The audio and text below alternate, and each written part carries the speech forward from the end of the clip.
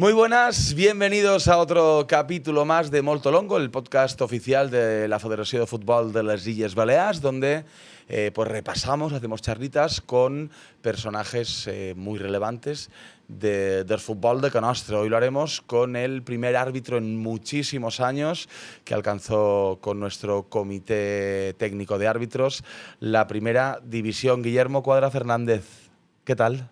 Buenas, muy buenas, Jaime. ¿Bien? ¿Cómo estás? ¿Todo bien? ¿Tranquilo? Tranquilísimo. No te has asustado, ¿eh? Nada, no te preocupes. Yo siempre empiezo de la misma manera con nuestros invitados. Les pido que se presenten sin hablar de fútbol.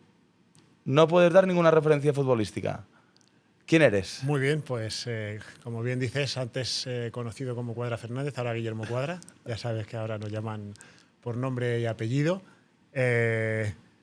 Padre de una cría de 2 años, marido de mi esposa y profesor de educación física, profesor de inglés y ahora dedicado, aunque no vale hablar, a otra cosa que no es la docencia. ¿Qué te gusta hacer? Pues Aparte de pasar tiempo con la familia, que esto una vez que la formas lo disfrutamos todos, ¿no? Particularmente tener tiempo para estar en casa. Es lo que me gusta, para estar en casa, pero no más allá de la familia, poder hacer las cosas que uno hace en casa. Pues solucionar alguna pequeña avería que pueda haber, alguna cosa. ¿Eres manitas? Me gusta un poco. Me gusta también tener mi tiempo para leer. Ahora estoy implementando cada mañana, ahora hablaba con los compañeros de lo primero que estoy haciendo por la mañana. Lo primero es, tengo un libro, leer ni que sea 2 hojas. ¿Con qué estás? Ahora se llama El placer por la ignorancia. Es un libro un poco así más psicológico. Y bueno, pues... ¿Música? Es curioso. Música, me encanta la música, me encanta. ¿Qué escuchas? Concierto de todo tipo, tengo el Spotify loco. Cuando me tiene que recomendar algo, me mezcla de repente cantajuegos, porque la niña, que tiene 2 años, con a lo mejor música alternativa japonesa, es decir, no sabe por dónde salir. Al algoritmo le tengo despistado. Me gusta. O sea, que muy bien. Y hablemos de fútbol. Ahora ya hablamos de fútbol. Venga. Bueno, pues el fútbol es mi profesión, es mi pasión. Empezó siendo un hobby y ahora me dedico íntegramente a él. ¿Has jugado? Sí, en categorías inferiores, hasta que me di cuenta que tenía mis limitaciones y que, bueno... ¿Hasta qué edad jugaste? Hasta 17 años. ¿Hasta juvenil? Sí. ¿Dónde? Sí. Jugaba en Madrid, que era donde vivía, en un equipo que se llama Pinar Hortaleza, que ya desgraciadamente desapareció. Un equipo histórico que nada, pues lo llevaban allí unas cuantas personas del barrio, y el otro día de hecho reflexionaba cómo era el fútbol antes y cómo es ahora, que no tiene nada que ver, porque antes era gente, pues las personas del barrio, de los pueblos, que pues colaboraban con el club, iban allí a llevar a los chavales. Sí, y ahora es saber qué horario me ponen y cuánto me llevo, ¿no? Sí, recuerdo perfectamente. Me estaba acordando, no sé por qué, las típicas botellas estas blancas que había, que rellenaban de agua cada partido, que estaban incluso sucias, y que al final eso era como una liturgia, ¿no? El agua se bebía de ahí, ¿no? Y las personas estas que ayudaban pues llevaban estos materiales como, oye, la botella, y solo había una botella, que era de estas blancas, parecían como de médicos, así. ¿De qué jugabas? Pues mira, empecé jugando de central, porque no tenía mucha técnica. Luego, con el paso del tiempo, me aburría de central, que creo que de central lo hacía mejor, pero luego me decidí pasar un poquito más adelante, y ahí todavía lo hice peor.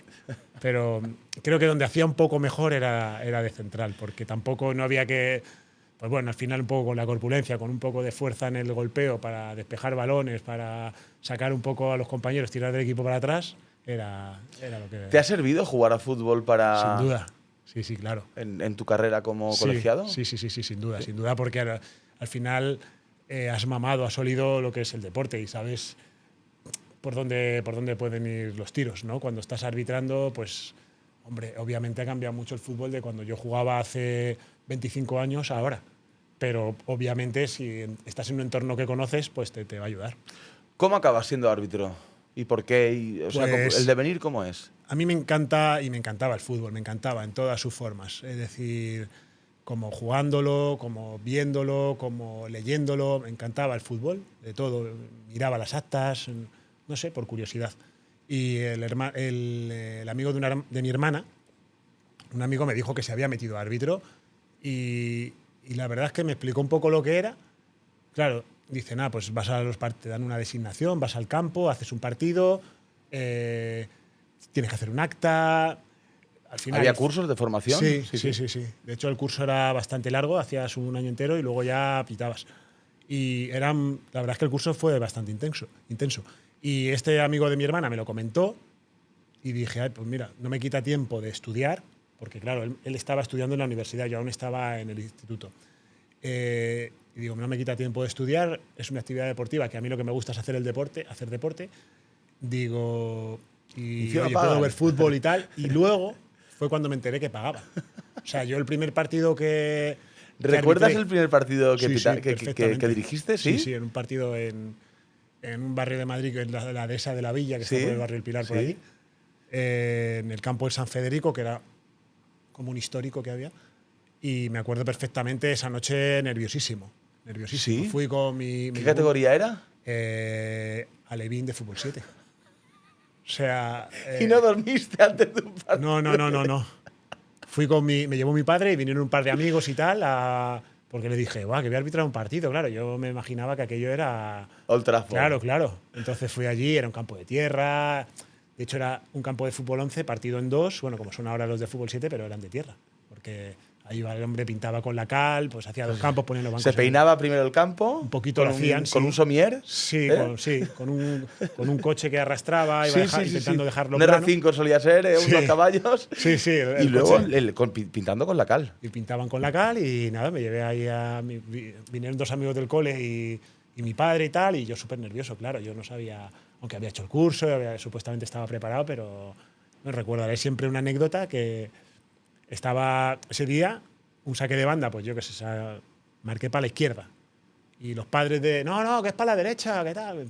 Y dije, bueno, pues por la derecha. O sea, digo, bueno, si lo dicen estos señores, pues será así, ¿no? Porque claro, uno entiende que están intentando ayudarte, pero claro, luego y vas con la inocencia de un chaval de 17 totalmente, años, claro, ¿no? yo hice así hacia la izquierda y aquellos padres, no, que es para el otro lado, pero va. Digo, por el otro lado. Digo, bueno, pues para el otro lado, ¿sabes?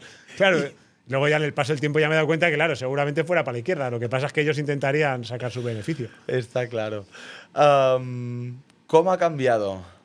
Muchísimo. O sea, bueno, ha cambiado el fútbol de base y ha ¿Y cambiado… la esencia es la misma de aquel primer partido? O sea, los nervios, el llegar al campo, que tengas algo en el estómago. Yo creo que como aquel partido no va a ser nunca, porque la primera vez que haces algo es como la primera vez que hice de profesor, el primer día que me tuve que poner delante de los alumnos.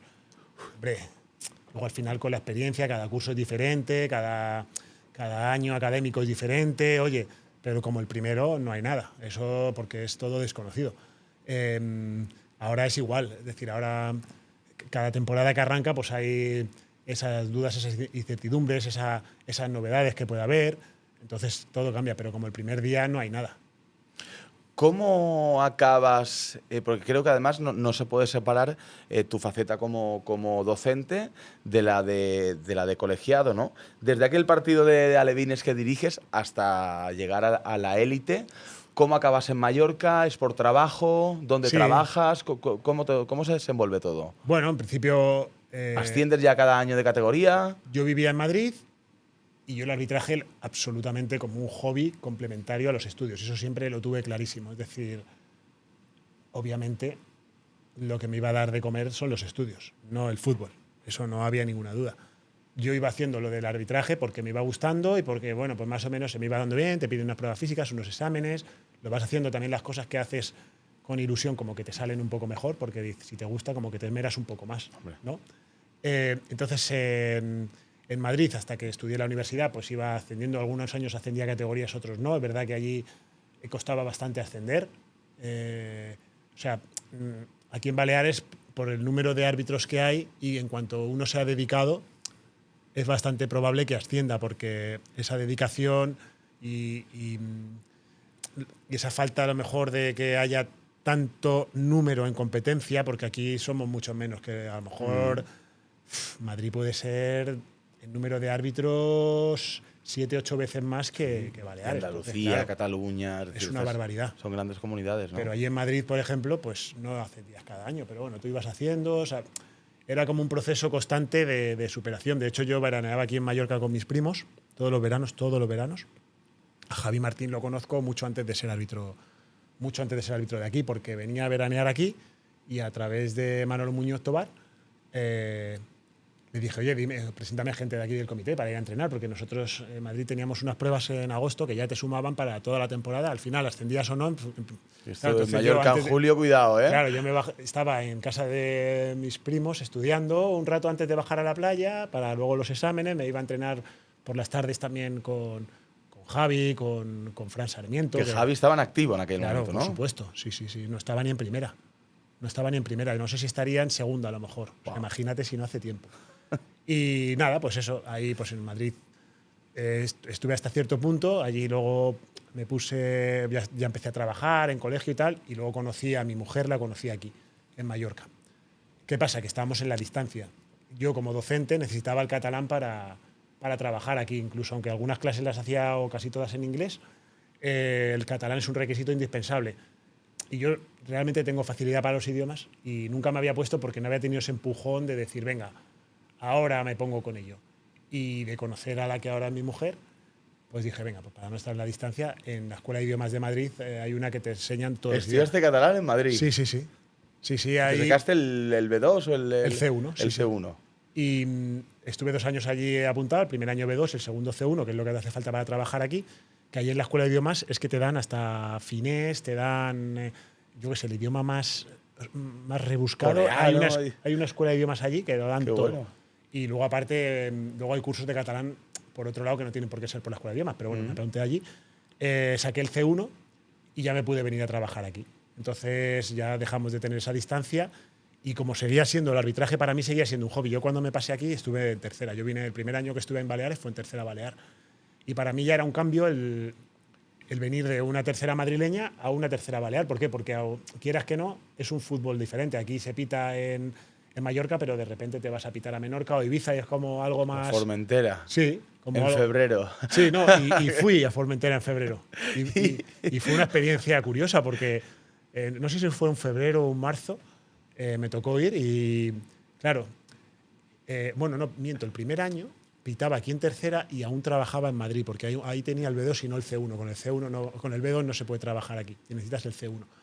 Entonces recuerdo que un día a Formentera un domingo, al día siguiente estaba trabajando en Madrid. O sea, así fueron todos los fines de semana de ese año, todos los fines de semana. Venía los viernes y me marchaba los lunes en el vuelo de las 6 para estar trabajando a las 8:30 en el colegio. O sea, todos los fines de semana.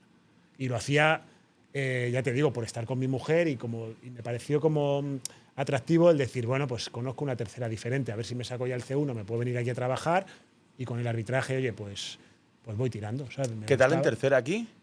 Bien, jugadores, técnicos. Me gustó mucho y la verdad es que solo estuve un año, pero tengo muy buenos recuerdos y muchos de los entrenadores y algunos de los jugadores. De hecho, hace poco entré en un programa de Menorca y un jugador del Mercadal me recordaba, dice, sí, tú nos pitaste un partido contra el España. Y efectivamente, le pité un partido España-Mercadal y el jugador se acordaba y tal. Y me gustó la experiencia de un fútbol nuevo, porque al final es la misma categoría, pero es en un sitio diferente. Y nada, ese año que llegué aquí hubo el curso de talentos, tuve la suerte de subir y me planté en segunda vez. Pero que para mí, ya te digo, el fútbol siempre fue un hobby, nunca fue… ¿Seguías trabajando de profesor? Sí, hasta segunda. ¿Hasta segunda? Sí. ¿Incluido en segunda? En segunda trabajaba. Hacía media jornada de profesor. ¿Y los chavales qué decían? Claro, es que algunos… En segunda no eres tan popular como en primera. No, pero… Algunos ya sabían tal. Yo intentaba tampoco que lo supieran mucho. Intentaba… Yo no, siempre, no lo negabas, pero tampoco me gusta lo ibas… tener un perfil bastante desapercibido en todo. Es decir, tú me veías a mí, era igual que el profesor que venía de mates. Yo iba ahí, hacía mis clases, intentaba… Luego alguno que sabía un poquito más de fútbol y tal, me preguntaba algo, pero no les daba mucho pie porque ahí era el profesor de educación física o era el profesor de inglés. No podía… luego, eso en secundaria. Luego, cuando hacían primaria, los de primaria sí que no… Esos no se enteran tanto.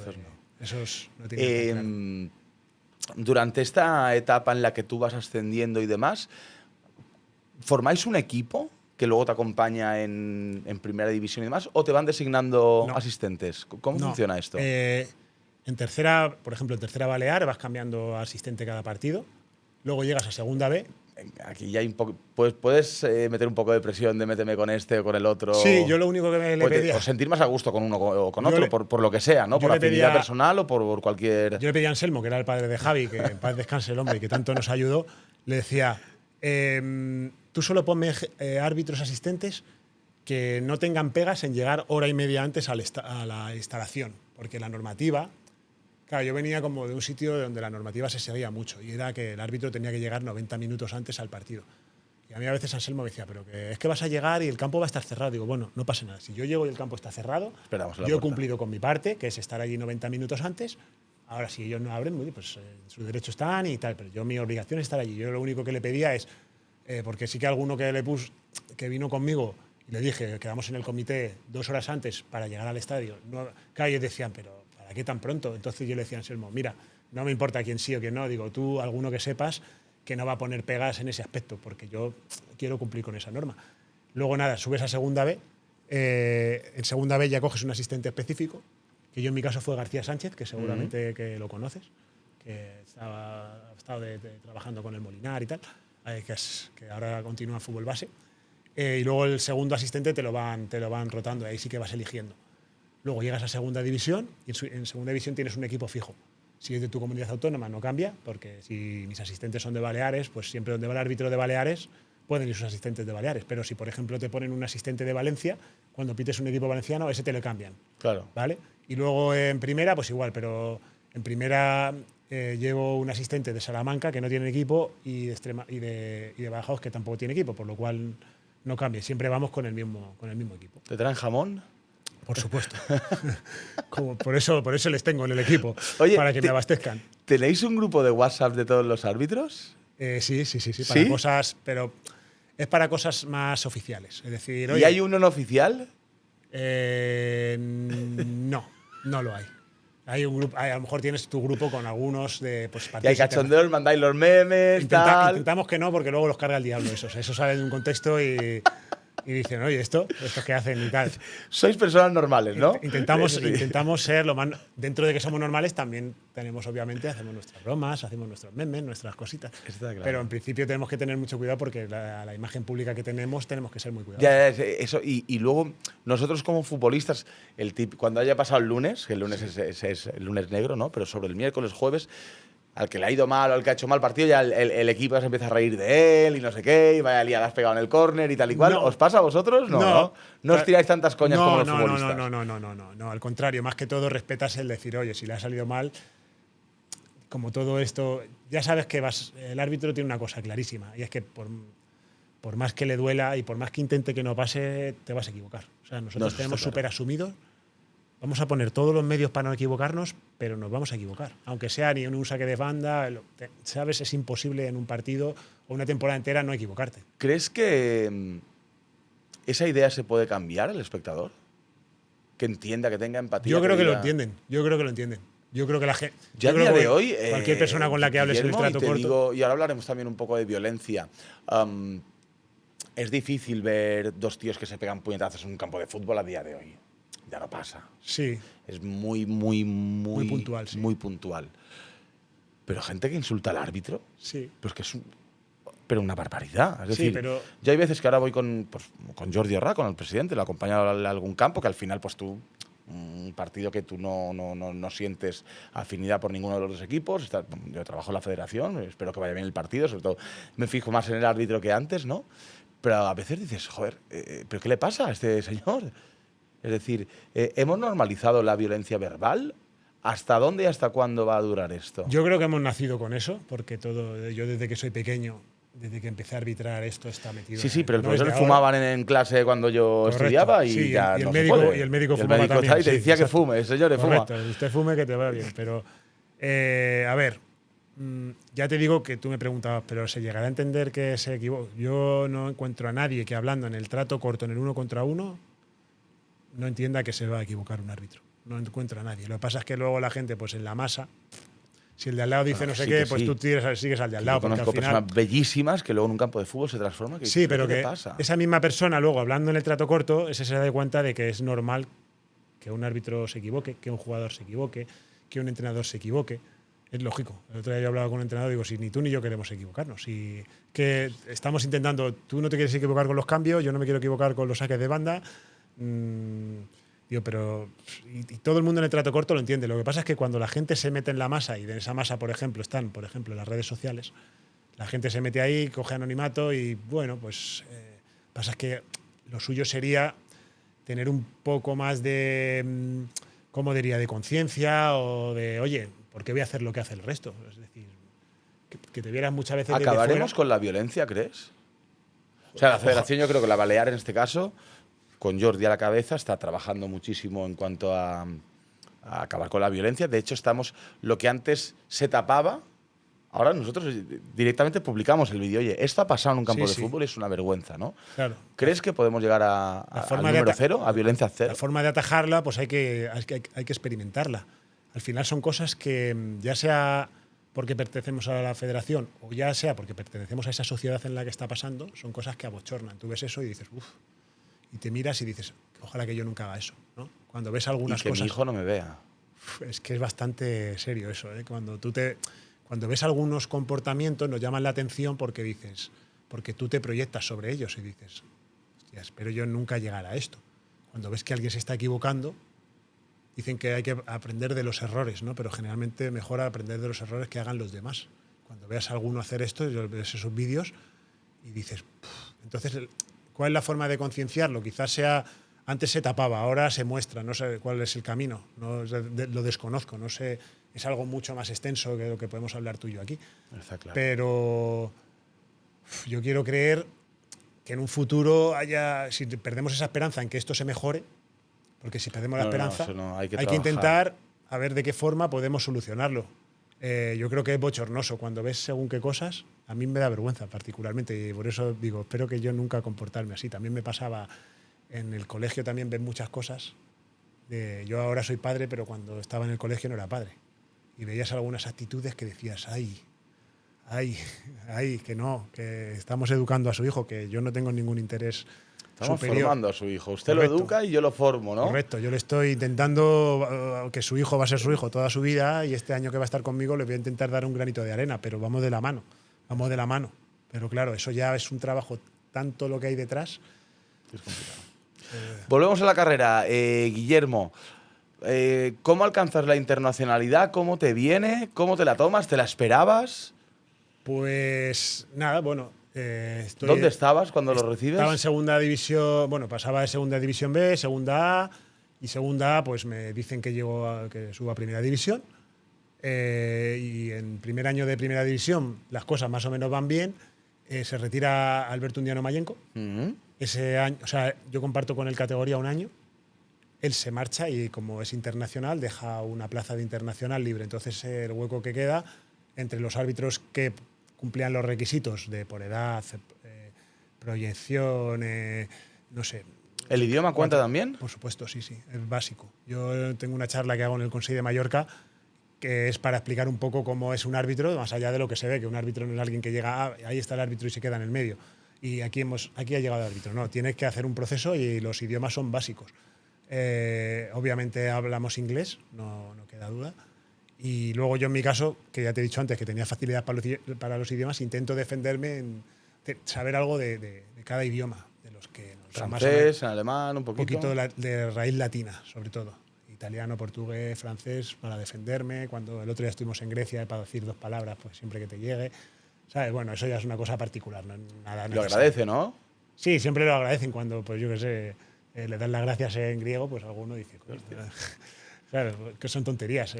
Pero bueno, por encima de eso, el inglés es básico. Sí, obviamente, creo que ahora piden una titulación en el comité para estar en primera división. No sé si es el B1, no sé. Algo piden. Entonces los árbitros tienen o tenemos que enviarlo como un certificado.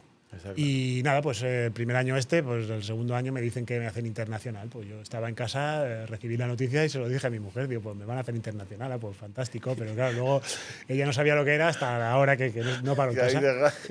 3 días fuera de casa, claro. ¿no? Madre mía. Claro. Has pasado lo decíamos al principio, de Cuadra Fernández a Guillermo Cuadra. ¿Qué ha pasado? ¿Cómo es esto y por qué? Bueno, es un cambio que se ha implementado este año en la Federación Española por parte del nuevo presidente del CTA, que consideraron que como eso era una cosa del pasado, que viene de la historia, de cuando había un árbitro que se llamaba Franco Martínez, y entonces para que no criticaran a Franco de aquellas, o que no que criticaran a Franco, sí, que se podían meter con el árbitro. Japón-Sevilla era también… Claro, y la gente se podía pensar que se estaban metiendo con Franco, con la persona que estaba llevando el país y tal. Entonces cambiaron a los dos apellidos y ahora pues han vuelto a un apellido. Entonces, bueno, yo en mi caso me quedo con Cuadra, que… O sea, ¿ya hace años era nombre y apellido? ¿Históricamente? No. Hace mucho más de 30 años. Entonces se llamaba, aquel hombre no sé cómo se apellidaba, pero apellido era, no sé, X. ¿Cómo era? Ángel Franco, me parece. Creo que era Ángel Franco, entonces daba lugar a que hubiera suspicacia sí. Entonces no es nada nuevo lo de ahora, volvemos a los inicios. Antico. De hecho, en Europa estos días lo pensaba, los árbitros son nombre y apellido. En toda Europa, éramos los únicos que hacíamos… Sí, de hecho en Champions y tal, cuando nos ponen apellidos, a nosotros sí que nos ponen los dos y a los otros compañeros… nos ponen el nombre y apellido. Raro que ver, ¿sabes?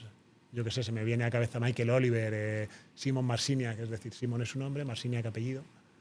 Y aquí pues hemos hecho bien, hasta aquí. Un cambio de imagen, no sé. Guillermo, para cualquier chaval que ahora quiere empezar en el mundo del arbitraje, que también yo creo que, salvando mucho la distancia, ¿no? Pero a nivel de música me pasa a mí, oye… Claro, yo quiero aprender a ser DJ. Ya no, lo que tú quieres es pinchar en Pacha Ibiza, ¿no? Delante de 10.000 personas, que todo el mundo te haga fotos y tener fama y ganar 8 millones de euros al año. Pero eso no, hay uno, es este. Correcto. DJ 6 Miller, ¿no? Correcto. Entonces yo, ¿qué consejo qué puedo hacer? Digo, coño, pues te tienes que bajar toda la discografía de Queen, toda la de Michael Jackson, toda la de ABBA, tienes que escuchar Kool and the Gang, Cyndi Lauper, Whitney Houston… Pero quiero pinchar reggaetón, ¿no? Correcto. Entonces, ¿qué consejo le darías a un chaval que quiere empezar? Que seguramente la meta es esa, ¿no? Sí, si su meta es esa… A ver, yo no soy nadie para dar consejos, desde luego. Como dicen, consejos vendo que para mí no tengo, ¿no? Pero bueno, yo lo único que podría a lo mejor decirle es que no descuidara la parte formativa, porque esto puede salir o no puede salir. Yo pienso que el deporte profesional tiene una gran parte de talento, pero una parte muy mínima de suerte. Pero si te falta esa parte de suerte, da igual que tengas todo el talento del mundo. Si el mejor jugador del mundo en su época formativa hubiera tenido una lesión o el día que tiene que hacerlo bien no le sale bien, ese día no tuvo esa suerte, entonces no puedes dejar todo dependiendo en una misma cesta. Todos los huevos en esa cesta no deben estar. Yo le diría, oye, fórmate, no te diría el plan B, te diría que el arbitraje sea el plan B y ten un plan A. ¿Sabes? Porque lo más seguro es que el arbitraje no te obsesiones con ser árbitro, ¿no? Desde luego. Creo que además es contraproducente eso. Creo que es contraproducente estar obsesionado. No, venga, si me esfuerzo lo consigo. Bueno, tenemos muchos ejemplos de que no. O sea, de juguetes rotos, tanto futbolistas como entrenadores como árbitros, ¿no? Correcto. Y lo contrario, también tenemos cosas que dices, coño, en estas circunstancias sí ha llegado. Pues mira, o sea… A mí me da un poco de miedo algunas cosas que ves de algunos que dejan de estudiar, porque me voy a centrar en el arbitraje. Digo, ojalá y te salga bien, porque piensa que árbitros en España, en Primera División hay 20. ¿Y cuántos árbitros hay en España? Creo que 15.000. 15.000 y 20 en la élite. Entonces, se pasan en todos los aspectos, ¿eh? Los actores, claro. Totalmente. Hay 20 actores conocidos españoles, pero Totalmente. de teatro, de musicales, gente que se pela el culo haciendo monólogos en bares de mala… Totalmente. Hay mucha gente, ¿no? Entonces, lo único que diría es que ten un plan B, si no quieres que el arbitraje sea tu plan B. Yo diría que el arbitraje fuera el plan B o ni siquiera el plan B, el hobby. Que sea el hobby, porque se complementa muy bien con una vida laboral y estudiantil normal, académica, una vida académica del día a día. El arbitraje va muy bien. Tú estás en la universidad estudiando y perfectamente puedes de lunes a viernes dedicarte a tus estudios y el sábado hacer un par de partidos y el domingo otro. Perfecto. Te puede valer para tener ciertos ingresos, para hacer deporte, para estar intentando en esa carrera paralela a tu formación progresar, pero yo desde luego si volviera para atrás volvería a estudiar. De hecho, ya te digo, yo cuando vine aquí a Baleares, para mí el arbitraje era un auténtico hobby, pero vamos, o sea, ya era llegar a tercera balear era como un paso genial. Wow, fíjate qué progresión, es decir, he cambiado de una tercera a otra, eso es muy raro que pase. Y luego las cosas van yendo, oye, pues van saliendo, perfecto. Pero yo te digo, hasta segunda división, yo en segunda división trabajaba y estudiaba, porque aún ahí no teníamos ni contrato. Es decir, te podías ir del arbitraje con 0 días en la vida laboral. Pero ¿qué pasa? Que muchos chavales igual ahora están escuchando vida laboral, ¿eso qué es? Pues quizá deberían saberlo también. Y tanto. Guillermo, presión mediática. ¿Es lo mismo arbitrar al Barça o al Madrid una semana que un Mallorca, un Cádiz? Bueno, Mallorca no puedes, yo particularmente la llevo bien. ¿Notas más presión? Yo es que estoy muy ajeno, entiendo muy bien cómo es el mundo este en el que me muevo. Entonces soy bastante ajeno a esa presión. Por ejemplo, ahora hay una vía en la que te puede entrar mucha presión, que son las redes sociales. A mí no me vas a encontrar, yo no tengo redes sociales. ¿No tienes nada? Obviamente no. ¿Ni un perfil para...? Nada, cero. Eso de, no, me hago uno falso y tal, no. ¿Ni para ver las 4...? No. YouTube sí, ¿no? Hombre, pero de futbolito. O sea, no, YouTube, que ves tú hombre, sí, pero de entretenimiento. A lo mejor me meto en YouTube para ver algo de cómo se arregla un baño. Por ejemplo, oye, la lavadora que le ha pasado tal. Pues para eso sí. Pero, Instagram de esto que vas mirando a ver qué hay. Instagram no tengo. Me parece súper. No sé, no. Pues por ahí, esto lo tapamos. Sí. Luego por eso creo que, y más aún en el ambiente en el que me muevo yo, tienes que saber diferenciar muy bien. O sea, me muevo yo, nos movemos los árbitros profesionales, el saber en qué entorno estás. De tal forma que tú, como profesional de esto y como buscando la excelencia, tienes que ir a buscar esa excelencia, pero no en los medios. La excelencia la vas a encontrar en gente de respeto dentro de tu... ¿Te reconocen por la calle, sí, no?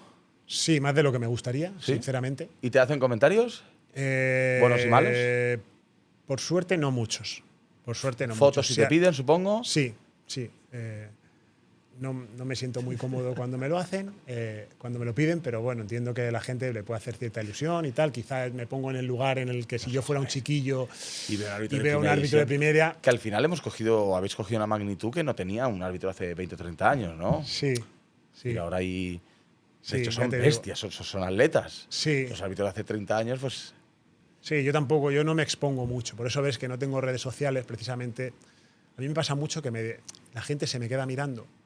Entonces, cuando pasa eso, intento pasar rápido porque no les das tiempo a que sepan. Ellos te identifican con algo. Entonces, el momento en que se dan cuenta, ya está La isla fuera. de las tentaciones, no. Ya está fuera de esa posibilidad, ¿sabes? Entonces, yo no me gusta dar pie a esto. Intento tener un perfil. Otros me dicen, ostras, me suenas de algo. Y entonces, el otro día estaba en el cine con mi madre y con mi hermana. Me vino un señor, ostras, me suenas y tal. Digo, no, pues debo tener una cara muy genérica, digo, porque me lo ha dicho también otras personas y tal. Tampoco le dices, no le mientes, pero tampoco le dices, ¿sabes? Es decir, además estoy en el cine con mi madre y mi hermana, es decir, no pasa nada si tienes que hacer una foto y tal, pero a mí particularmente eso no me gusta. No me gusta el exponerme demasiado porque entiendo que el rol, porque veo mi figura como la de un juez. No entendería que un juez de la Audiencia Nacional estuviera buscando ser…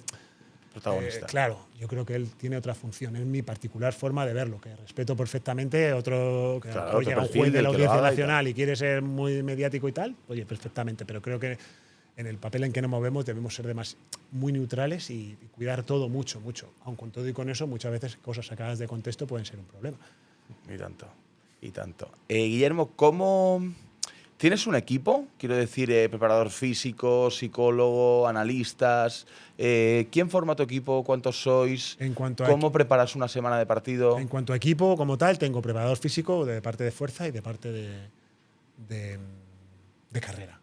Luego, ¿dos preparadores físicos? No, uno que me hace lo mismo. Uno que te hace las dos, sí. ¿Vale? Que es Sergio Gómez, que es de aquí, que tiene el centro del MQC de Mallorca, el Movement Quality Center. O sea, no es un preparador físico al uso de…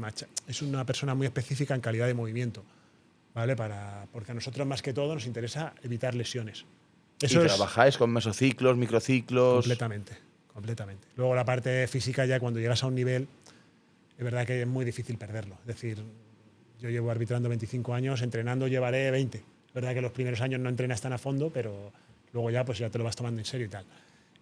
Yo, psicólogo, nunca he recurrido a él, pero no creo que podría ser algo muy bueno. Es decir, No he recurrido porque no me ha hecho falta, pero no estoy para nada cerrado a ello. Es porque no se han dado las circunstancias, pero quizá seguramente sea algo que mejorara mi desarrollo profesional. Y si no lo he hecho es porque no tengo más tiempo. Luego tengo nutricionista, que es Nuria, que seguramente claro. que es la que estaba con Rafa y tal, que trabajaba aquí, la conozco a través de mi prima, que trabajaban aquí en la UIP, en biología, y me va controlando un poco. Toda vez que tampoco tengo grandes cosas de nutrición, ni problemas, ni de ¿Hacéis controles de pliegues y todo esto? Nos hacen. Tenemos, no sé cuál es. Sé que tenemos un límite, no sé cuál es. Si te pasas de ahí no podrías arbitrar. Es decir, no sé, un 14% de grasa, 15%, debe ser por ahí, 12, 15, no sé. Exactamente no sé, pero no es una cosa que me preocupe porque normalmente yo con la nutrición no tengo problema. La tengo sobre todo, pues, el mayor problema que puedo tener con la nutrición es que como todo el día estoy viajando, claro, que mal comes en un aeropuerto, en un avión malamente, descansas mal, yo qué sé, ciertas cositas que que tú no caes y un nutricionista te dice, oye, Guille, ahora mismo estamos en Mallorca, si hay mucha humedad como la que hay en verano, pues oye, tienes que tomar tus electrolitos porque lo que estás perdiendo, o sea, ciertas cosas que obviamente tienes que ir a recurrir al especialista y para eso están. Uno tiene que ir a los profesionales. Y luego mis fisios, sí. Tengo uno de confianza aquí en Mallorca y luego tengo el más así, en Madrid. Sí, la cosa está complicada, que es uno que vamos casi todos los árbitros, que ya le tenemos por mano y que podría ser psicólogo también ¿no? Seguro. Sí. Sí. ¿Le contáis ahí al final? El fisio es psicólogo. Yo tengo... con el de aquí de Mallorca tengo una experiencia en una situación que me sucedió, que me emponzoñé con una lesión, que no salía, y el tío, más que trabajo físico, hizo trabajo de, venga, vamos a ir a empezar de cero, vamos a ir a tal, tranquilo, no te preocupes. ¿Sabes? Yo me di cuenta que él estaba yendo más por la parte psicológica que por la parte física. Qué bueno. O sea, que sí, al final sí que tienes un equipo que... Yo lo único que todavía no he utilizado, ya te digo, es el psicólogo. ¿Analizas partidos antes de...? Sí, o sea, los equipos que vas a dirigir y demás. Siempre. Yo, partido que tengo, veo siempre 2 partidos previos de cada equipo. El último que han jugado. 4. 4 partidos. Veo el último que han jugado los 2 equipos y generalmente el penúltimo. Si es de competición europea, por ejemplo, eliminatoria ida y vuelta, pues si me toca la vuelta, veo la ida sin duda y el último partido de la ronda anterior. Claro, cuando son equipos europeos es más complicado, porque aquí al final la liga, oye, en un momento sí. Ya sabes, ya conoces más o menos, toda vez que también hago el mismo procedimiento, pero de repente vas a Europa y te tocan 2 equipos y no sabes ni el color de las camisetas. O sea, a partir de ahí imagínate la forma en que juegan, qué jugadores son los que crean, ¿cómo se dice?, los playmakers, cuáles son a lo mejor los stoppers, qué tal el portero con los pies, qué tal con las manos. Todo eso lo tienes que... Yo siempre lo hago, lo tengo como por dinámica y si no lo hago como que me falta algo. Yo obligatoriamente... ¿Te apoyas en alguien? ¿Lo haces tú solo? Yo solo, sí. Porque al final en Europa tenemos unos analistas que son italianos, de una empresa italiana, que ellos te dan su punto de vista. Y está bien, ellos son unos entrenadores que se han pasado ahora a analizar cosas para árbitros. Entonces, ellos te dicen cosas, ahora ya están afinando un poquito más, porque ya se les ha dicho, oye, nos estáis dando algunos datos que para nosotros no son muy relevantes. Entonces les hemos orientado un poco para que nos den datos más relativos al arbitraje. Entonces, para hacerlo aquí en España, que esos analistas no existen, lo hacemos nosotros solos, yo lo que hago es ir a las cosas que para mí y para mi forma de arbitrar son necesarias. A lo mejor lo que es para mí necesario, para ti no lo es. Yo necesito saber, no sé, pues en un córner, finalmente a qué jugador siempre va, si hay peinada o no hay peinada. Si marcan al hombre, si marcan en zona. Para mí sí. A lo mejor otro eso no lo valora. Dice, pues a mí me interesa más saber si hay jugada ensayada, ruptura, no sé. Eso cada uno, míralo. Luego, ¿qué jugador hace más faltas? Tú hay la aplicación que tenemos, pone faltas cometidas y de repente te pone Jaume Colombas. Y dice, vale, a ver, el que hace falta es Jaume Colombas. Hablando de jugadores, ¿hay alguno que te haya sorprendido particularmente? ¿En qué sentido? En explosivo, en bueno, en diferente. Pues solo tengo uno que me llamó la atención y fue en segunda y a lo mejor te acuerdas de él. Aquile Maná, ¿te acuerdas? Sí. Jugaba en el Betis. Sí. Pero se fue, hubo tiempo, y fichó por el Nasti. Sí. Yo cuando vi ese juego, o sea, era decir, pero era como un adulto jugando con niños. Era, o sea, técnica, fuerza, visión de juego. Me llamó la atención. Porque ¿Disfrutar de arbitrar a estos jugadores? Este es el único que me ha llamado la atención como tal, porque luego el resto tienen el nivel que esperas. Pero aquel, como que, no sé, lo conocía del Betis. Yo no le había pitado en el Betis, obviamente, lo había visto por televisión. Y cuando lo pité en directo en el Nastic en segunda, dije, joder, qué jugadorazo, ¿sabes? Porque todo lo hacía bien. O sea, es difícil hacer todo bien. Este lo hacía todo con sentido. Era como ya te digo, como un adulto jugando con críos. Lo hacía muy bien, muy bien. ¿Y algún partido que digas, ¡buah! Que sea de ida, vuelta, que se calienta aquello, que dices, oye, es que es imposible que vayan a este ritmo, ¿eh? Hostia, minuto 62 y ya tumba abierta el partido, para arriba y para abajo, para arriba y para abajo. Ahora no pasa tanto, yo creo. Ahora ya son mucho más tácticos los partidos. Si te fijas, antes eran más anárquicos. Al final aquello se abría. ¿Te acuerdas? Antes había resultado 5-4. Es raro ver un partido así. Ahora no pasa tanto. Ahora un equipo generalmente lo que intenta es que no le metan gol. La base del fútbol está en el que no le metan gol. Un 5-4 es casi imposible verlo. Es muy agradable para el espectador, pero al entrenador no le gusta. Es decir, ni aunque gane 5-4, prefiere 1000 veces más ganar 1-0. No hay duda, porque al final si le han hecho 4 goles ahí le está faltando algo. Y partidos así a tumba abierta no recuerdo. También es verdad que con el paso del tiempo, también como árbitro tampoco vas a... Al principio corres muchísimo, vas a todo, vas a tal, y ahora ya como que hueles antes lo que va a pasar. Y también los equipos son todos mucho más profesionales. Es que en la Liga Española, por ejemplo, el último al primero le puede hacer un problema gordo. Es decir, hay otras ligas o otros momentos en la historia del fútbol en que jugaba el primero contra el último y sabías que aquello era un 5-0, un 6-0. Pero eso ahora ya no pasa. Ahora ya no.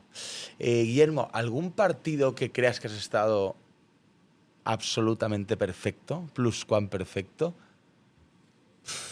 No lo creo. ¿Que no hayas tenido errores? Imposible. Es que es imposible no tener un error en un partido. Es imposible. Quizá que el error no haya sido relevante, es decir, te has equivocado en 2 saques de banda. ¿Alguno que te has acercado mucho al que te vayas satisfecho diciendo, hoy lo he hecho casi perfecto? Creo que eso pasa más en el fútbol sin televisión. Porque luego el fútbol con televisión, uno tiene la percepción de decir, qué bien lo he hecho. Y tú, después del partido, ves tu partido, que siempre analizamos, lo hemos analizado, y lo ves y dices, ostras, espérate, que yo pensaba que aquí había pitado bien, pero es que me he confundido.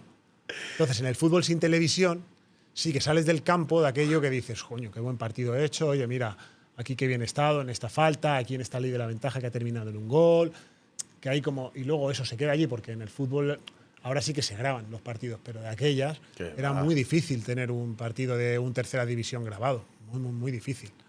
Entonces ahí sí, pero en el fútbol profesional sacar un partido perfecto... Complicado. Tendría que mirarlo. Es verdad que llevo muchos también.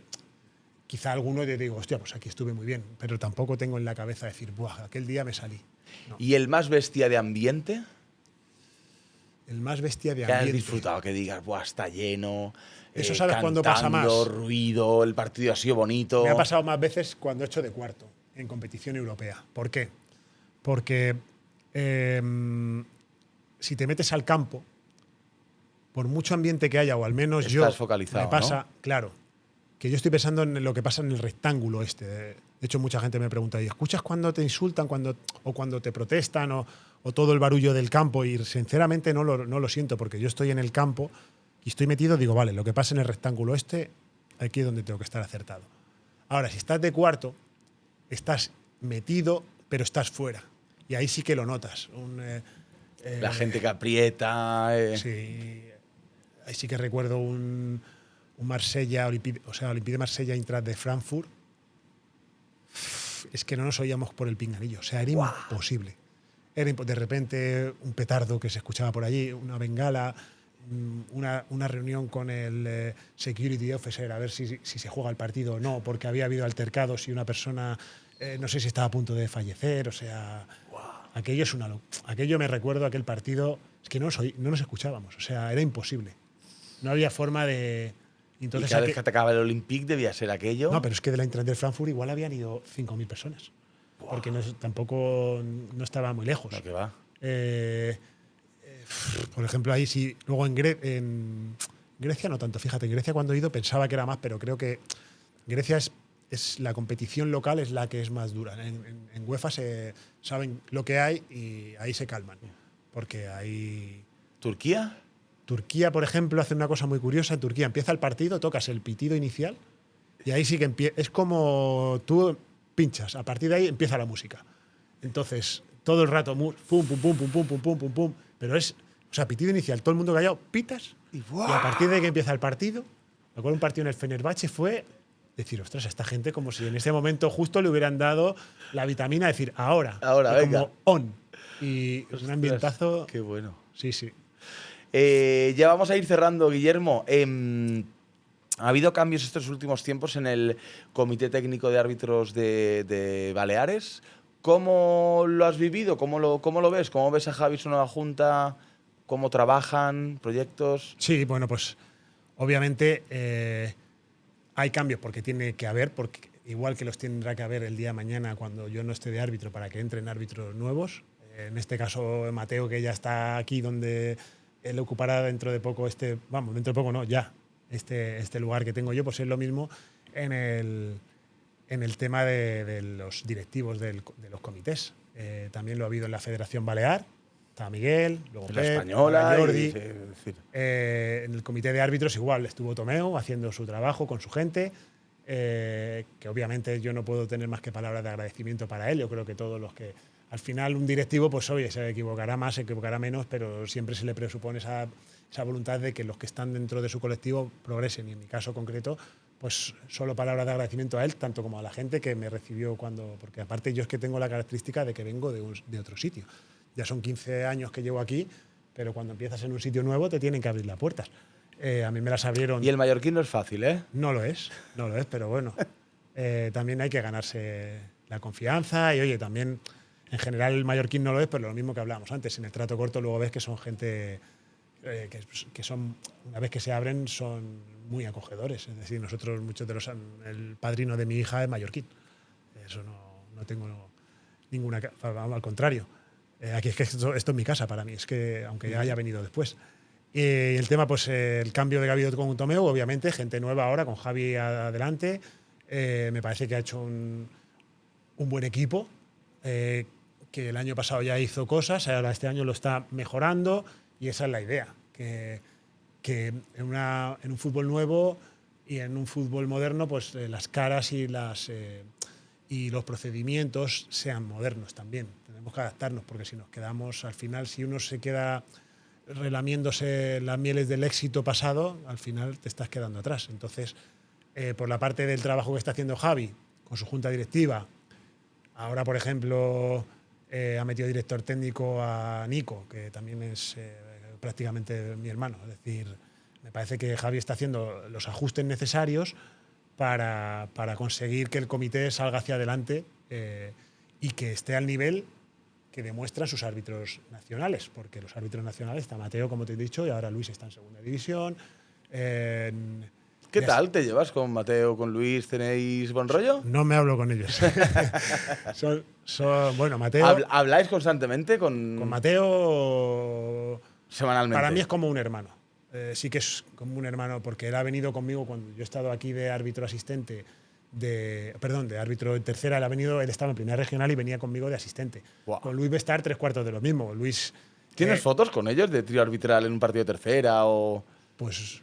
Habrá alguna, ¿no? No soy muy de guardar las fotos, pero seguro que existe. Vamos a indagar nosotros, a ver si la encontramos y la pinchamos. Sí, y con Luis igual. Con Luis, por un poco diferencia de edad, no tengo tanto trato con Mateo, pero por ejemplo el otro día que debutaba en Primera División, le llamé, obviamente le dije, disfruta de esto, te lo mereces porque es que es una gran persona.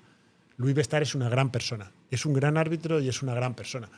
Entonces me alegro muchísimo de lo que le ha pasado, que es estar en el fútbol profesional y que espero que siga progresando. Luego tenemos de asistente también a Josep Bordoy, que ya lleva muchos años. Luego está Víctor Jiménez y Almarche, Vicente Almarche. O sea, tenemos 3 árbitros en el fútbol nacional y 3 asistentes, que yo creo que para el fútbol balear es un muy buen número si lo llevamos a la territorialidad. Estamos, yo creo que en sí. muy buen estado de forma, ¿no? Hombre, y piensa que Yo creo que hacía muchos años que no estábamos en este. Y 2 son internacionales. En esta tesitura, ¿eh? Los últimos. De hecho, 2 internacionales baleares no. Nunca ha habido. Nunca. A la vez, nunca. Y los últimos que han estado así han sido Valencia cuando estaba Mateu y Juan Martínez Munuera. Es los últimos que han tenido 2 internacionales juntos. Y mira que 2 árbitros. Pues mira. Entonces, ya te digo que ahora se trata de que Javi consiga seguir llevando el comité a mantenerlo, porque al otro día me lo decía uno, dice, es una frase muy manida, pero es verdad. Lo difícil no es llegar a mantenerse, efectivamente. Eso. Ahora, mantener aunque esto, suena tópico, es. Correcto. Es muy complicado. Entonces, creo que el trabajo que hace Javi, que también necesita el respaldo de la federación, porque el comité de árbitros es parte de la federación. O sea, no hay nada más federativo que el comité de árbitros. Nada, cero. O sea, yo creo que el presidente Orrac está bastante comprometido, ¿no? Muy comprometido no, con el comité. Y eso es lo que tiene que ser. Los visita mucho, hacen juntas conjuntas, yo creo que. Y así es como tiene que ser. O sea, que se valore por parte de la federación la importancia que tiene el comité de árbitros. Porque hay veces, algunas veces nos hemos visto decir, oye, que nosotros somos la CAS, que nosotros somos federación. Eso no tenemos ninguna duda. No somos un ente aparte. Claro. Y yo creo que aquí en Baleares se valora mucho la parte de, oye, necesitamos a los árbitros. Los árbitros son parte nuestra, queremos darles ese refuerzo y creo que Jordi en ese sentido a Javi le deja trabajar y confía en lo que hace Javi al final. Que si luego no, luego Javi tendrá que presentar sus resultados, decir, oye, aquí esto lo tengo, ¿sabes? Pero creo que en ese sentido Javi está haciendo el trabajo que toca con la gente que toca. Ha montado un buen equipo y por supuesto nosotros estamos para darle una mano siempre que podamos. Yo le digo a Javi, yo siempre que esté te ayudo, el problema es que esté, ¿sabes? Está claro. Que esté casi siempre voy viajando por ahí. Guillermo, ya para acabar, a lo mejor no es la más agradable, pero ¿qué has sacrificado para llegar donde estás? ¿Qué te has perdido? ¿Qué te ha dado rabia? ¿Y te arrepientes de algo? A ver, pues obviamente una carrera de 25 años pues sacrifica muchas cosas. Sin ir más lejos, cuando me vine aquí a vivir me vine sin trabajo. Tenía un trabajo fijo en Madrid, me quería venir aquí, intenté que me despidieran, digo, ¿me podéis despedir? Me dijeron que no. Tuve que pedir la baja, te vienes. Mis padres no entendían de aquellas.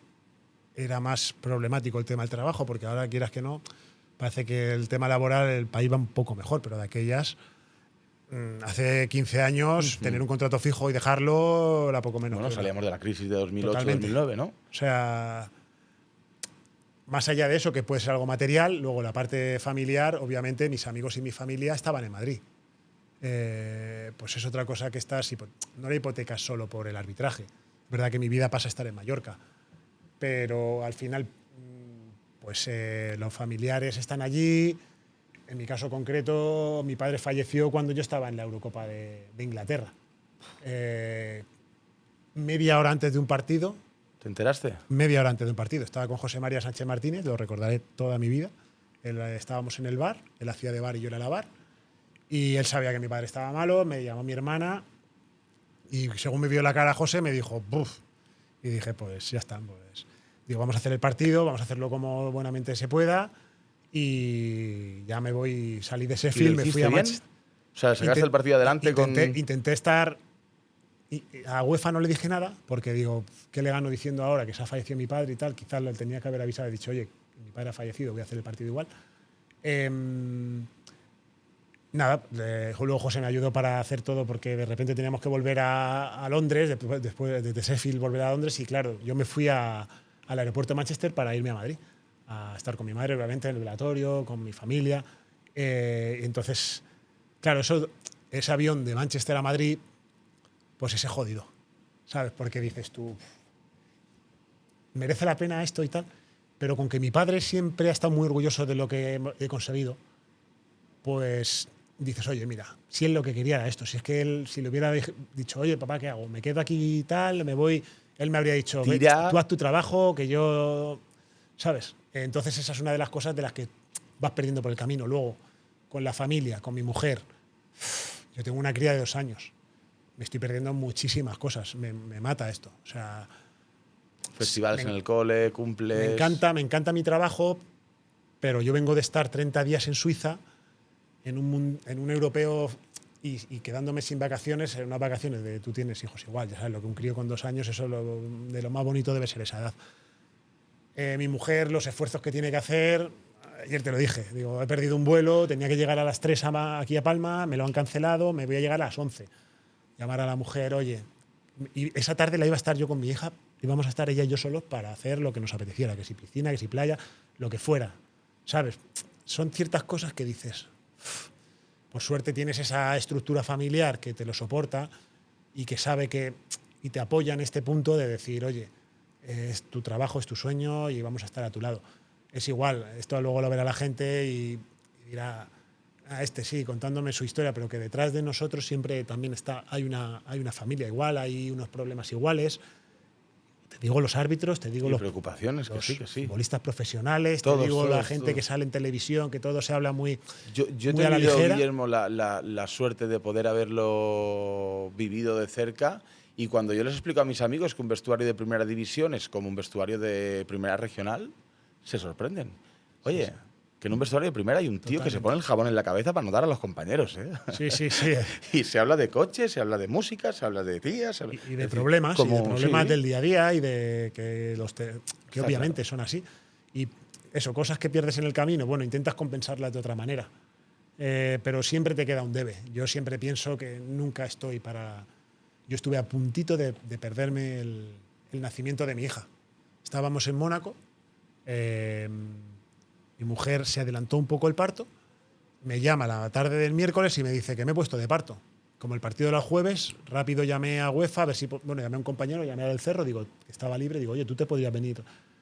Digo, si llamo a UEFA y le ofrezco como solución que vengas tú. De digo, Cerro Grande. Sí, digo, hacemos rápido movimiento. Yo cuando le llame a UEFA se lo doy todo hecho. Oye, mira, mi mujer está de parto, había hablado con Carlos, puede venir,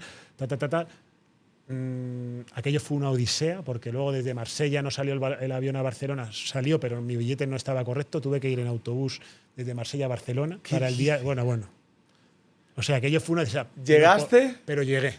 Llegué aquí al aeropuerto de Palma y le digo, tira para Son Espases, escopeteado, que mi mujer está dando a la luz. Y mi mujer siempre agradece, dice, si no hubiera sido por... Ella piensa que si no hubiera llegado yo, ella no habría dado a luz. Mentira, habría dado a luz igual. Pero ella tiene esa sensación y por lo menos Qué bueno. Imagínate que no hubiera llegado. O sea, son ciertas cosas, pero siempre estás en el debe. Yo siempre creo que faltan cosas. ¿Ha valido la pena? Yo creo que sí. Eso nunca se sabrá porque nunca sabes lo que has dejado de tener. Yo creo que sí. Ha valido y está valiendo la pena. Al final es la vida que vivimos, la que hemos elegido y la que la hemos tenido suerte de poder llevar. Pues hasta aquí el podcast de hoy, Guillermo. Espero que hayas disfrutado de la charla. Ya tranquilo, que a veces no sabes a dónde vienes, pero... Por desgracia, ya hasta con los años hasta me acostumbro a estas cosas. Gracias por tu tiempo, por venir, por iluminarnos tanto. Sobre todo yo creo que a los chavales que están empezando, que están interesados en el mundo del arbitraje, será un capítulo muy interesante. Así que gracias. Precisamente para esos chavales que empiezan, eso, darle mucho ánimo, y la gente que trabaja con esos chavales y que están en esos campos, que esos chavales también están en formación, y que entendamos, pongamos todo de nuestra parte para que esa violencia y esas cosas que a veces pasan que no nos gustan, que no sucedan. Pues ahí quedan tus palabras. Y a vosotros que nos veis en casa, gracias por estar ahí otra semana más. Este ha sido otro capítulo más de Molto Longo, el podcast oficial de la Federació de Futbol de les Illes Balears.